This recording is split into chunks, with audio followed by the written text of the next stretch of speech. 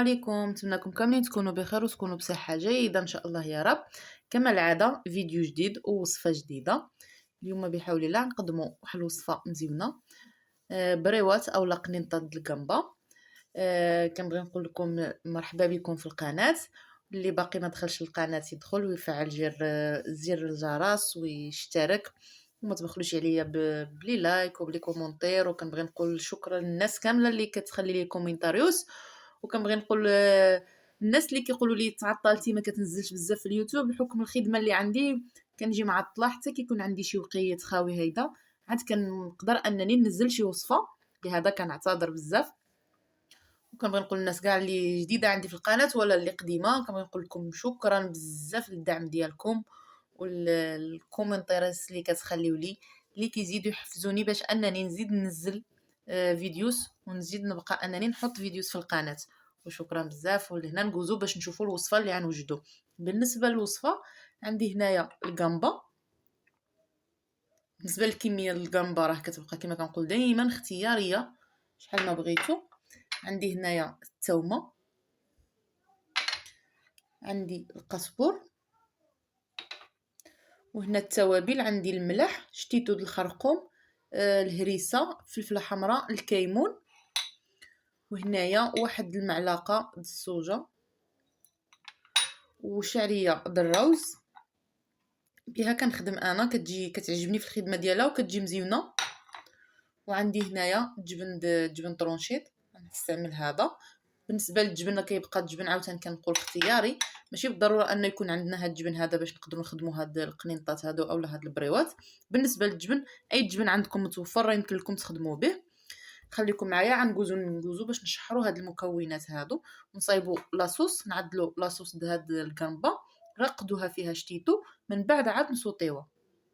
انا جبت واحد الجبانه، زول هاد المكونات على جنب باش نجبر فيه نخدم. جبت هنا بالانغانا وغنبدا كنضيف ديك التوابل.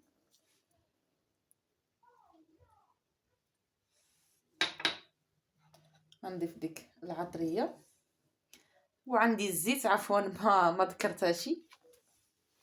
كتعرفوا كندخلوا من الزنقه مزروبين زرب زرب زرب زرب، يعني الله يحسن العون. هنا ضفت ديك المعلقه الصوجه. هنايا غنضيف قطرات من الحامض. معروف على القنبه كتبغي الليمون كيجيونا محمضين. غنضيف الزيت بيضه. بعدا غنضيف زيت العود، يعني شويه هيدا وشويه هيدا.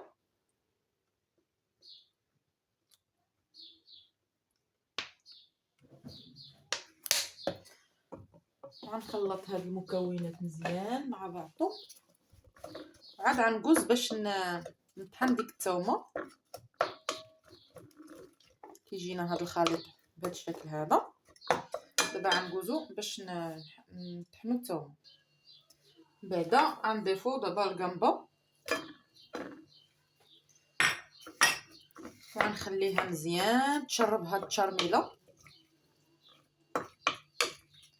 حتى كتدخل لها هاد التشرميله مزيان د الربيع د التوابل.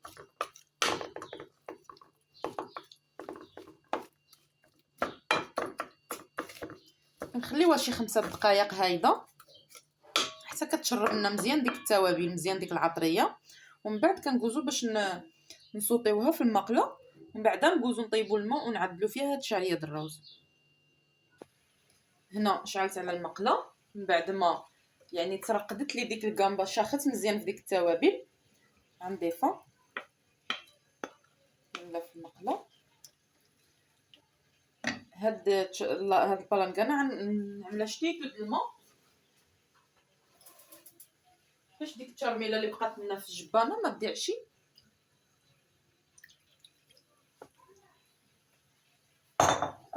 بحال هيدا ونخليوها حتى كتشحر لنا مزيان حتى كتشحر. من بعد كنضيفوا على شعريه الصينيه. خليكم معايا غنشوفوا الشكل النهائي ديالها. هنايا كتشوفوا كيفاش جات مدغمره ومزيونه، طالعه منها واحد النسمه مزيونه. من بعد ما وجدت لي هاد الحشوه د الكامبا، دابا غنجوز باش نعمل عليها الشعريه. خليكم معايا. دابا هنا غنضيف الشعريه الصينيه ونحرك هاد العناصر كامله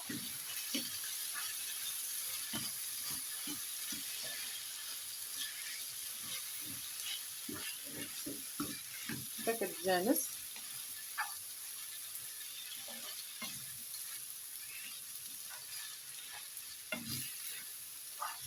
حتى كتشرب لي مزيان ديك الشعريه الصينيه التغميره بالجامبا.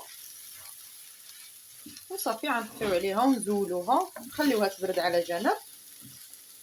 انا غنستعمل ورقه جاهزه جبتها يعني مزنقه نظريا للوقت اللي ما كاينش. من بعد ما وجدت غنطفي عليها ونخليوها على جنب تبرد ونجيبو الورقه. هنا كما قلت جبت الورقه غنقطعها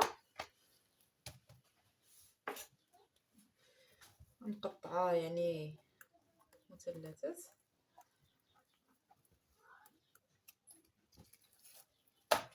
بحال هيدا. وغنبدا كنعمرو. بالنسبه للتلويه راه كتبقى اختياريه، يمكن لكم تعملوهم بسيط. نرجع هاد الجنب هيدا وهذا هيدا وكنلوي بحال هيدا بهذا الشكل هذا وكنزلوها في اللاطه. خليكم معايا حتى كنكملوهم كاملين بهم وندخلوهم للفرن. هنا من بعد ما طابوا القنينطات جاو بهذا الشكل هذا، جاو مزيونين والمذاق ولا اروع فيهم ومقرمشين. نتوما تشوفوا كيفاش جاو مزيونين والنسيمه فيهم مزيونه. لهنا كنتمنى الفيديو يكون نال الاعجاب ديالكم والوصفه خفيفه ظريفه على قلوبكم. كان الهدف من هذا الفيديو هو انني نشارك معكم الطريقه ديالي في هاد القنينطات هذه. وكنبغي نقول لكم شكرا بزاف، وما تبخلوش علينا بلي لايك وبارطاجيو الفيديو. وشكرا بزاف وبسلام عليكم. الفيديو الجاي ان شاء الله.